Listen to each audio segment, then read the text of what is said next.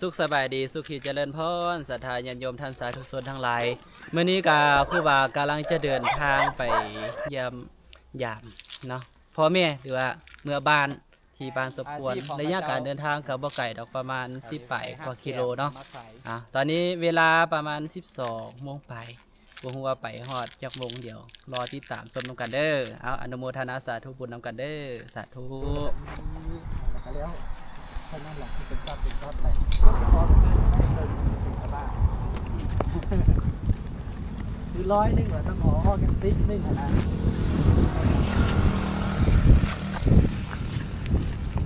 แต่เป็นอะไรที่ได้อยู่เหมือนกันต้องเข้าใจแล้วก็ให้แก้แถวแล้วสปอนเซอร์สุบดีต้องเอาแดงมาแทนดีโอ้ยกินกันกินทั้งนั้นแหละ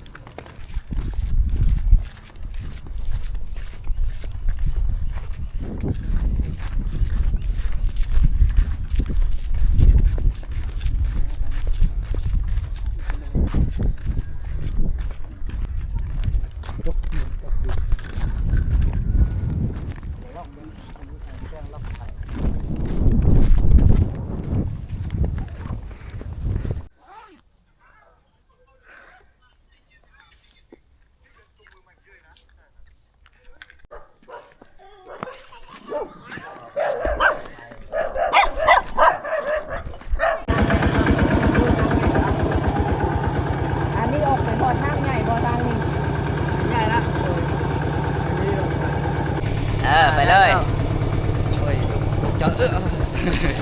ใช่แล้วตอนนี้กับบรรยากาศขี่รถไถของข้าเจ้าออกไปน้อยนึงเนื่องจากเขาย่างไก่ทางก็เลยออกไปหาทางน้อยนึงเนาะเอาไปพอเพื่อนได้บอกแล้วครับสีเดินทางไปต่อบรรยากาศในการเดินทางกันนี่นะเพื่อนกับมีลูกน้อยนอนรับก่อนโอ้ลูกน้อยของข้าเจ้ากันเที่ยวไปแบบนี้แหละเนาะน้อยแล้วก็ไปนั่นแหละสดต่อเลยเนาะจะลงไปถ่ายคู่แม่คักเลยนี่ลูกน้อยข้าเจ้ากันเบไปน้อยตอนนี้กำลังจะเดินทางจะลงไปถ่ายคู่แม่คักเลยนี่ลูกน้อยของข้าเจ้ากันเบไปน้อยเด้สองผัวเมียน้อยเนาะทางพูดละบ้านสุพรไก่เติบเนาะชีวิตเกิดมาในน้อยเนาะต้องได้ไปหาฟืนน้ำพ่อน้ำแม่สงสัยนอนรับคุณน้อยดินเหยียบไปต้องสู้ชีวิตแต่น้อย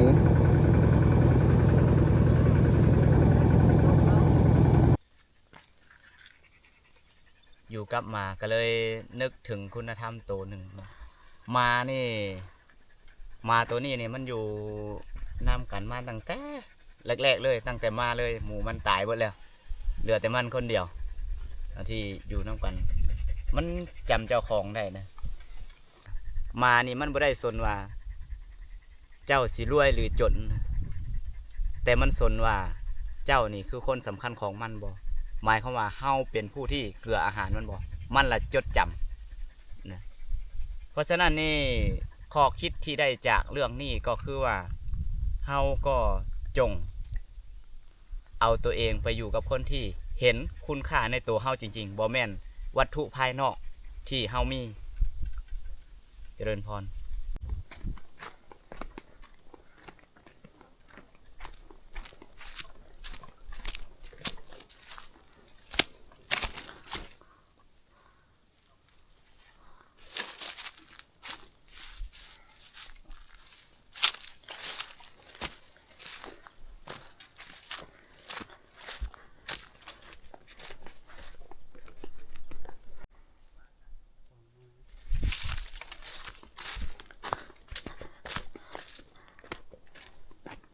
สมิคัวอยู่หันต้นนี้ดิอันนี้ก็คือมักแหงนโตหนูไว้มันสิมากเด็มันมากินนี่ต้นมันอยู่ถึงนี่บางคนเขาก็มายิงมาใส่กับหนูหลาย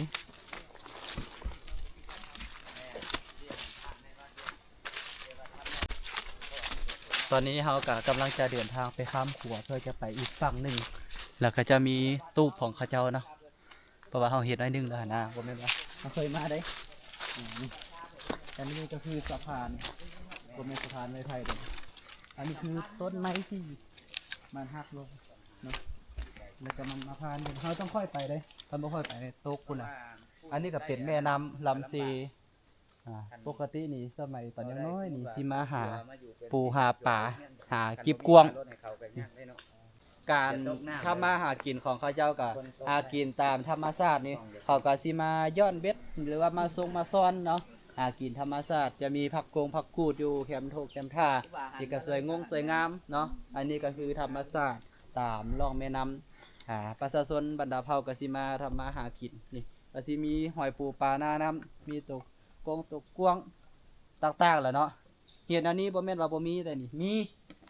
เดี๋ยวคุณก็ลงไปหาเบิ่งเอา หันมาบัดนี้หาแม่นางซะก็เลยนึกถึงธรรมะของพระพุทธเจ้าที่บอกว่า การที่เฮาเดินทางเนาะจะข้ามแม่นางเฮาต้องอาศัยเรือเฮาต้องอาศัยเรือหรือต้องอาศัยบางอย่างเพื่อที่จะให้เฮาข้ามแม่น้ำไป เหมือนตอนนี้ครูบากำลังข้ามนี่ก็อาศัยขอนไม้ตัวนี้ที่ข้ามมาในเมื่อเฮาข้ามมาวิทย์แล้วนี่พระพุทธเจ้าบอกว่าให้ทิมเหือนั่นเสียให้ทิมเหือนั่นเสียขั้นทาเปรียบใส่ขอนนี่ก็คือย่างกายผ่านนี่แล้วก็ต้องทิมขอนนี่เสียนะโดยที่บ่ไปยึดติดการที่เฮาใช้ชีวิตในทางธรรมก็คือกันพอถึงจุดหนึ่งนี่อย่างเช่นสมมติว่าบ่ว่าจะเป็นสื่อโซเชียลหรือแม่นหยังก็แล้วแต่เฮาต้องได้วางลงไปขั้นทาว่าเฮายังยึดติดสะพานตัวนี้ยังยึดติดสะพานตัวนี้หรือยังยึดติดเหือเนาะแม่นเฮาก็จะไปฝั่งอื่นบ่ได้เปรียบเสมือนการที่เฮาได้ประพฤติปฏิบัติธรรมเนาะได้บรรลุถึงระดับใดระยะหนึ่งแล้วเนาะเฮาบ่ยึดบ่ว่าจะเป็นความดีก็บ่ยึดความชั่วก็บ่ยึดเนาะทุกข์ก็บ่ยึดสุขก็บ่ยึดทุกอย่างให้มองเป็นของว่างคือเป็นสุญญตาความว่างเปล่าจากความหมายแห่งความเป็นตัวตนระหว่างเฮาระหว่างเขาแล้วก็บ่ยึดทั้งสุขทั้งทุกข์บ่ยึดทั้งทุกข์ทั้งสุขบ่ยึดในความดีบ่ยึดในความชั่วทุกอย่างว่างบรรลุเจริญพรไฟแต่ว่าอันทาไฟปลูกโซ่นี่ต้องเอาไฟที่มันบ่มีหนาม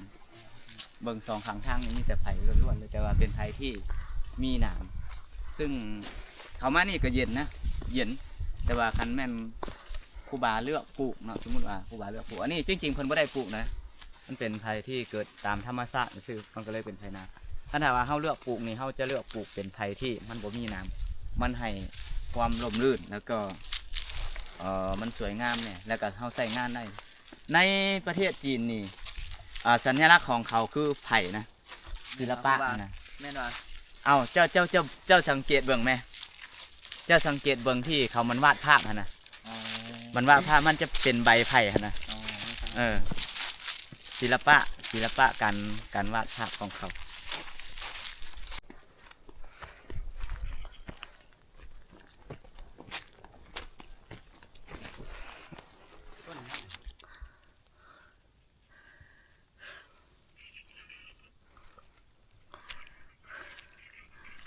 บรรยากาศตอนนี้มาฮอดใกล้จะฮอดบ้านนะนี่บรรยากาศเป็นกันมาพักอยู่มาเฮาเลย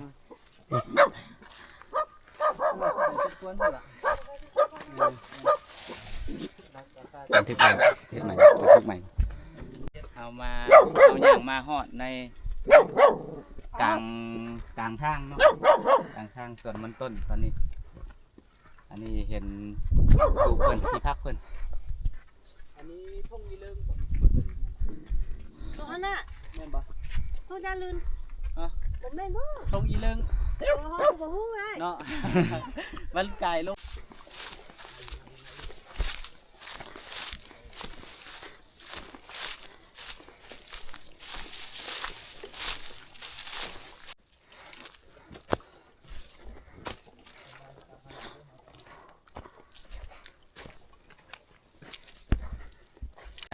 เนาะชี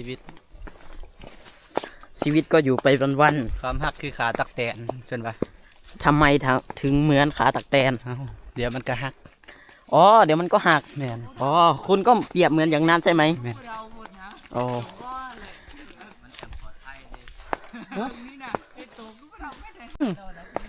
อดีตเมียเก่ามีกี่คน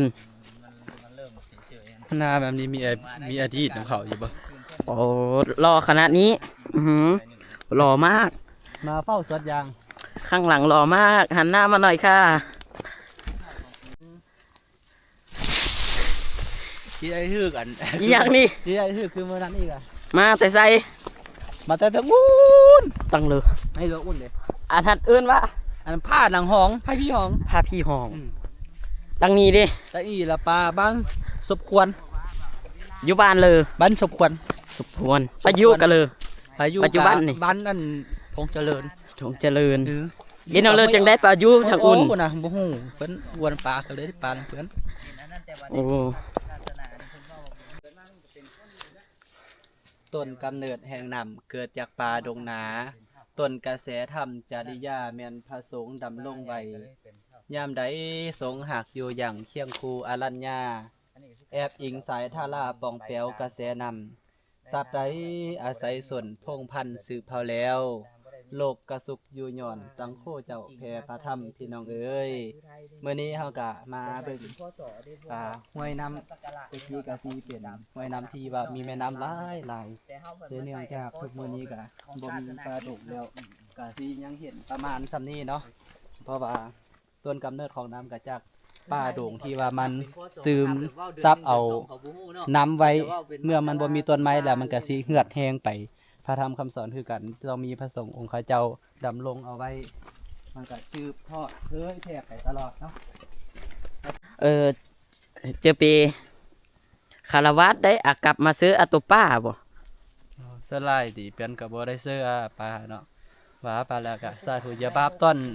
สมัยต้นยังปีโยมเนาะเป็นคารวะญาติโยมแถวนี้ก็เคยไปบอนอยู่5กีมาเสื้อกับมาเอกระทงกระทิบเอหงเอแหวนี่แถวนี้ก็ไปห้วย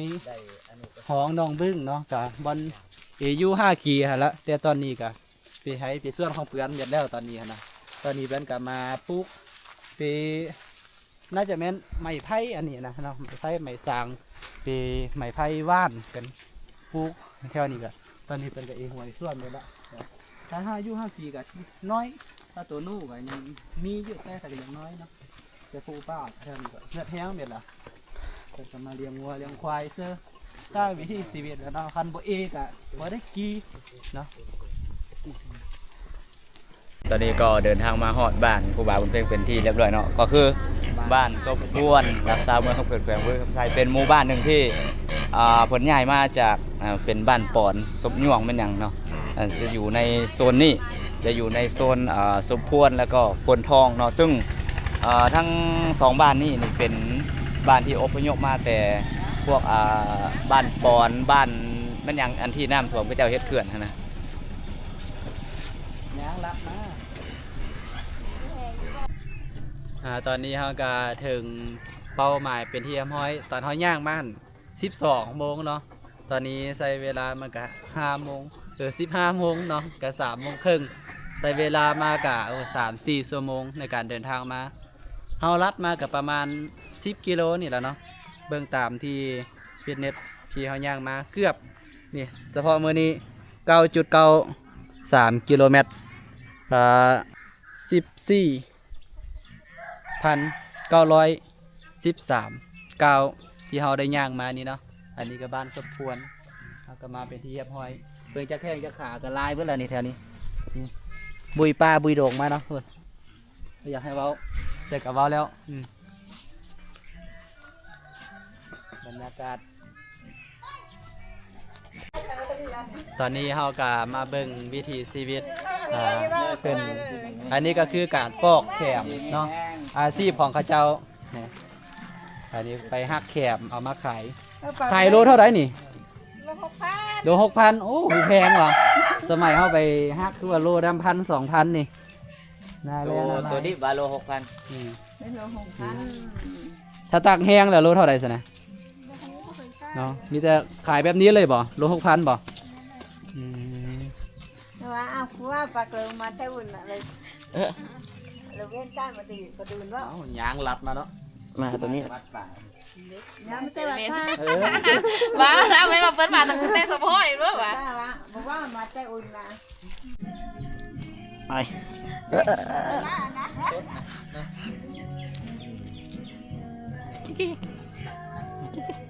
มาอ่านผัวมาว่าเยอะแล้ว ตัวนี้วะ อ่านผัวสุกมาวันมาเลย พันน้อยเนาะ มาปีหน้า